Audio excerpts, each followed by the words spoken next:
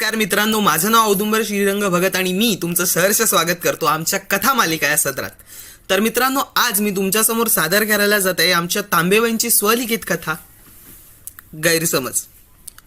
आई कमी आज तुझ्याशी थोडं बोलायचंय.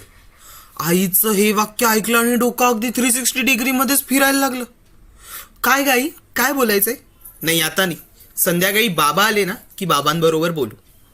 आता तर जीव अगदी बेचैन झाला होता आणि बेचैन होण्यामागचं कारणही तसं होतं. झालं असं होतं की गेल्या वर्षीची गोष्ट आहे. 10वीच्या मुलांचा सत्कार समारंभ होता आणि आम्हा सगळ्यांना जेवणही होतं. तर जेव्हा समारंभ सुरू झाला तेव्हा कार्यक्रमाच्या हॉलमध्ये जेवणाचा अगदी सुवास दरवळायला लागला. म्हणून मी कॅन्टीन रूममध्ये डोकावून पाहिलं तर आतमध्ये हसनबाई.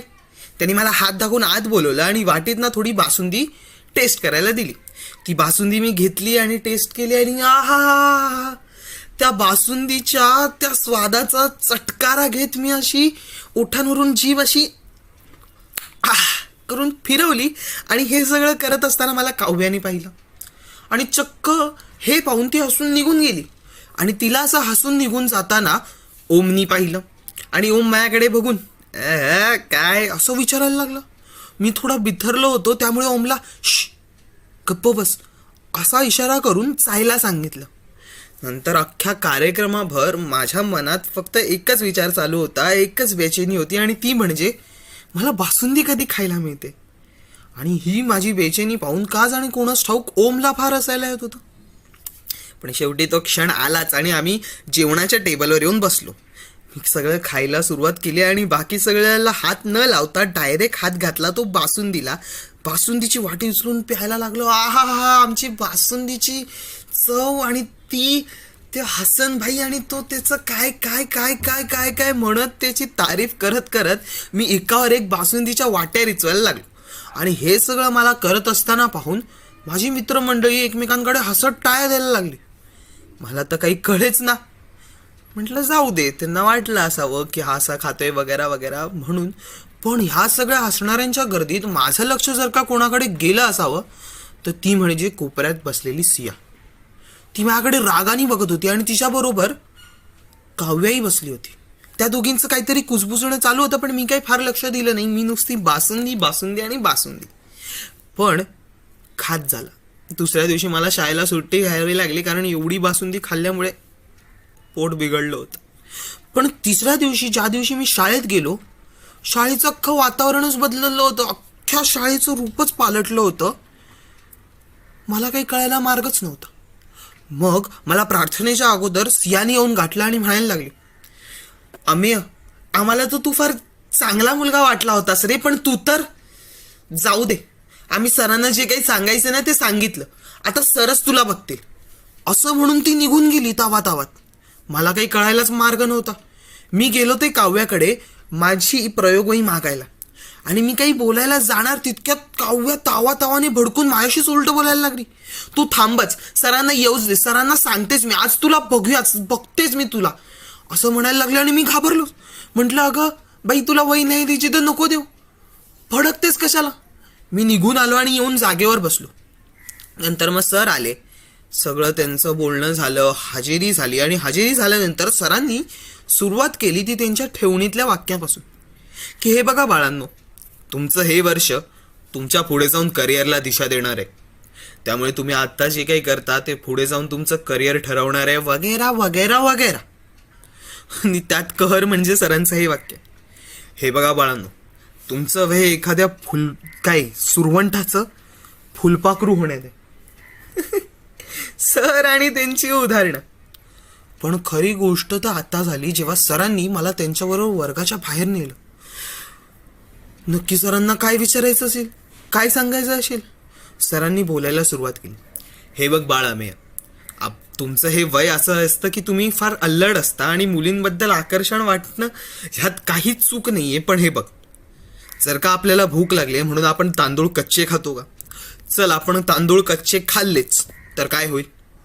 पोट बिघडेल की नाही? आणि वरणा पोट भरणारही नाही.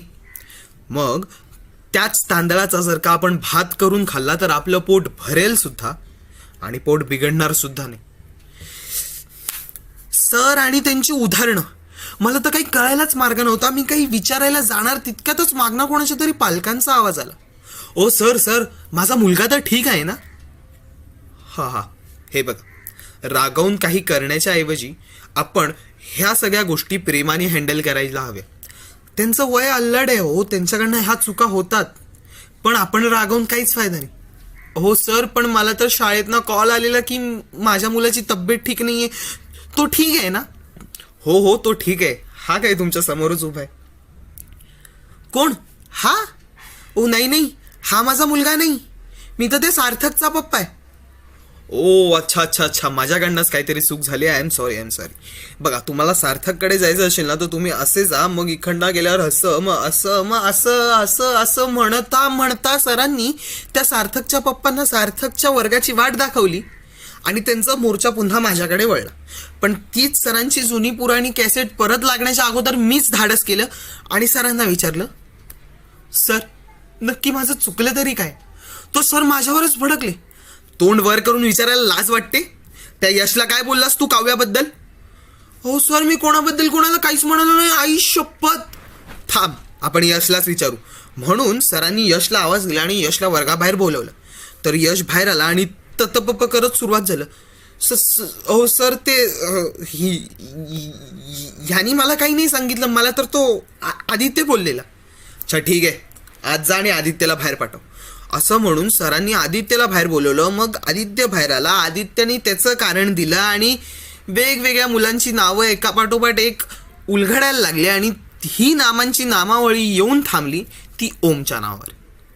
ओम वर्गाबाहेर आला आणि ओम सुरू झाला. अहो सर, ते झालं असं की मी त्या दिवशी हे असं ह्या लोकांना असं करताना पाहिलं आणि माझ्या डोक्यात ट्यूब पेटली आणि मला लक्षात आलं की हा सगळा झालेला प्रकार बाकी काही नसून एक निव्वळ गैरसमज आहे. मी सरांना झालेला प्रकार सविस्तर अगदी तंतोतंत सांगितला. सरांनाही कळलं आणि सर आम्हा दोघांना घेऊन वर्गात गेले आणि सरांनी बोलायला सुरुवात केली. हे बघा बाळांनो, मला माहिती आहे तुमच्याबद्दल तुमच्या वर्गात जे काही झालं ते एक निव्वळ गैरसमज होता. तुमच्याकडनं काही चुका नकळत झाल्या. त्या म्हणजे तुम्ही जे काही पाहिलं, जे काही ऐकलं त्याची खात्री न करून घेता तेच पुढे दुसऱ्याला सांगितलं. त्यांनी त्याच्यात स्वतःचं काहीतरी मिसळलं आणि तेच पुढे दुसऱ्यात असं सगळं वर्गाभर पसरलं. पण बघा बाळांनो, जेव्हा आपण एखादी गोष्ट ऐकतो किंवा बघतो प्रत्येक वेळी ती गोष्ट तशीच असेल असं नाही. आता आम्ही असंच बघा, तुम्हाला असं म्हणून सरांनी झालेला प्रकार अख्ख्या वर्गाला सांगितला. बघा बाळांनो, हे असं होतं आणि ह्या सगळ्या गोष्टींचा परिणाम होतो तो एका गैरसमजात आणि पुढेच हा गैरसमज पुढे जाऊन एकमेकांचं तोंडही न पाहायला लागणारं एक कारण बनतं. त्यामुळे जेव्हा तुम्ही काही बघता किंवा जेव्हा काही ऐकता ते सत्य तर असतं, पण ते पूर्ण सत्य नसतं. आणि जोपर्यंत तुम्हाला हे पूर्ण सत्य कळत नाही तोपर्यंत त्या सत्याबद्दल कुठेही कोणाला बोलायचं नाही. ह्यावेळी तुम्ही चुकलात, पुढच्या वेळी लक्षात ठेवा. असं सगळं झालं आणि मी तर वाचलो, पण मित्रांनो तुम्ही सुद्धा लक्षात ठेवा, आपण ज्या काही गोष्टी पाहतो किंवा ज्या काही गोष्टी ऐकतो त्या पूर्ण सत्य नसतात. त्यामुळे अगोदर जे काही तुम्ही सांगता त्याची पूर्ण खात्री करून घ्या आणि नंतर पुढे सांगा. कारण हेच निव्वळ छोटेसे गैरसमज मोठ्या मोठ्या मैत्रीत, कुटुंबात, नात्यात अगदी मोठी फट पाडू शकतं, अगदी मोठी फूट पाडू शकतं.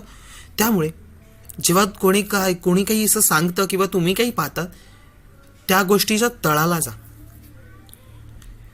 हो, हे सगळं सोडा, आईला काय विचारायचं असेल सोडा, तिला जे काही विचारायचं असेल. पण तुम्हाला तर माहिती आहे ना मी काहीच केलं नाही ना.